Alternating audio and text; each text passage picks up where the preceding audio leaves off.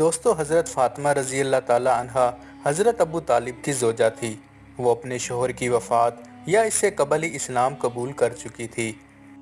اسی طرح حضرت علی رضی اللہ تعالی عنہ اور حضرت جعفر رضی اللہ تعالی عنہ کی بہن اور حضرت فاطمہ کی بیٹی ام ہانی رضی اللہ تعالی عنہا بھی اسلام میں داخل ہو چکی تھی، لیکن ام بانی رضی اللہ تعالی عنہا کے شوہر نے اس پیغام توحید کو قبول نہیں کیا۔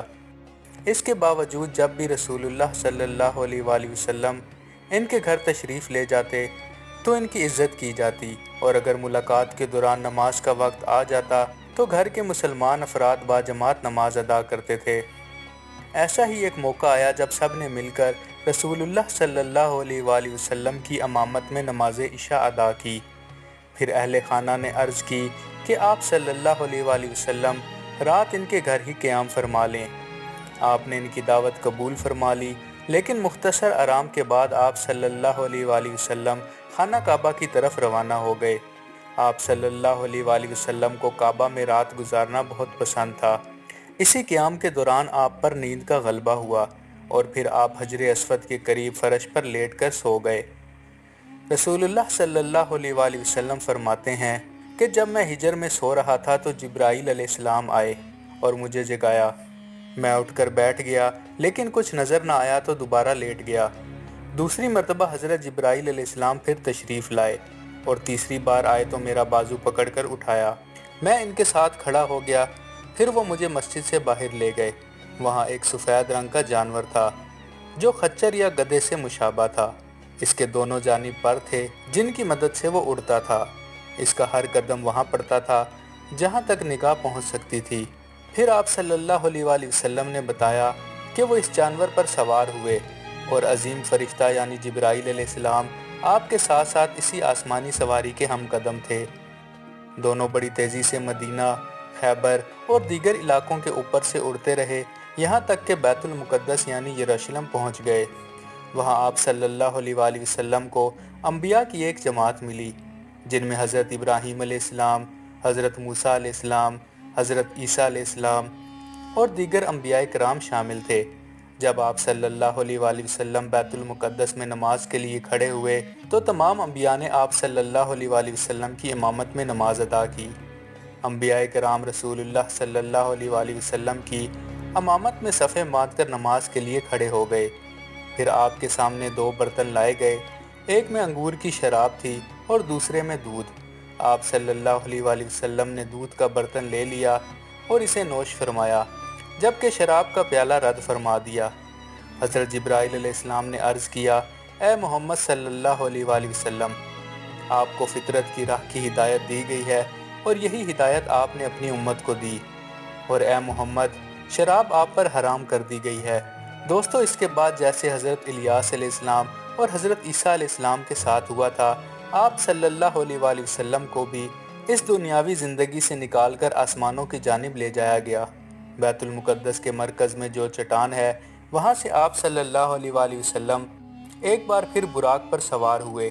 براق نے بلندی کی طرف پرواز کرنے کے لیے اپنے پر پھڑ پھڑائے اور آپ کے لیے ویسا ہی ہو گیا جیسا حضرت الیاس علیہ السلام کے لیے آگ کاٹ ہو گیا تھا۔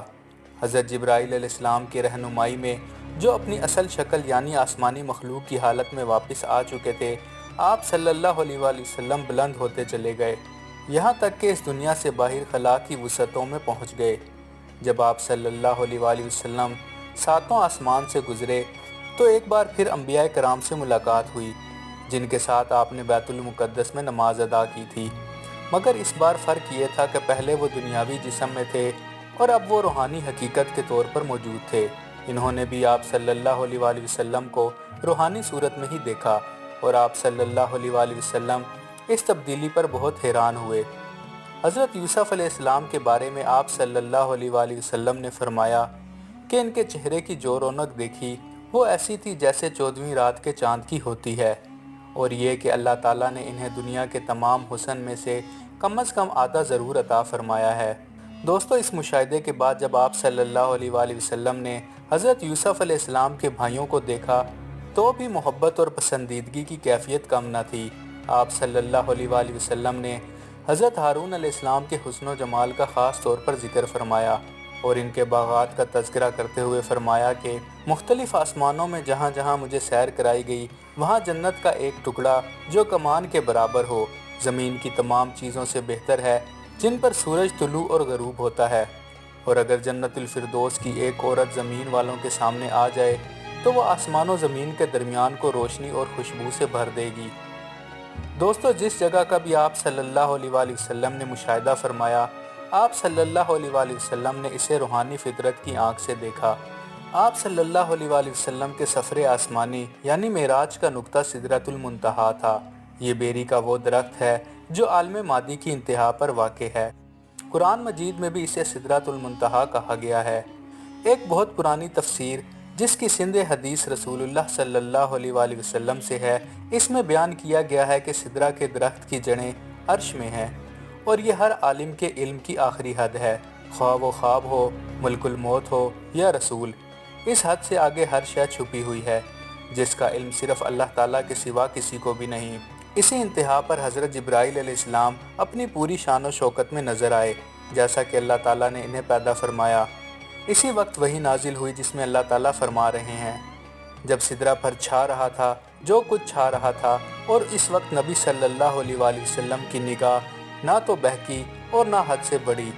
دوستو، تفسیر کے مطابق نور الہی سدرۃ المنتہا پر چھا گیا اور وہ اس کے علاوہ جو کچھ بھی تھا اس پر بھی، اور رسول اللہ صلی اللہ علیہ وآلہ وسلم کی آنکھوں نے اس وقت ان سب کو دیکھا۔ یہ اس دعا کا جواب تھا جو آپ اکثر فرمایا کرتے تھے، اے رب مجھے اپنی تجلیات ذات میں قائم فرما دے۔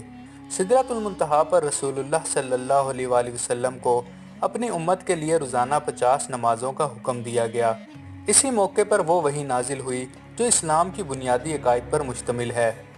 رسول اس ہدایت پر ایمان لائے جو ان پر اور ان کے رب کی طرف سے نازل کی گئی، اور مومنین بھی سب کے سب اللہ، اس کے فرشتے، اس کی کتابوں اور اس کے رسولوں پر ایمان لائے اور کہتے ہیں ہم اللہ کے رسولوں کے درمیان فرق نہیں کرتے، اور کہتے ہیں اے ہمارے رب ہم نے تیرا حکم سنا اور مان لیا، اے رب ہمیں تیری مغفرت درکار ہے اور ہم تیری ہی طرف لوٹنے والے ہیں۔ مزید ویڈیوز کے لیے چینل کو سبسکرائب کریں۔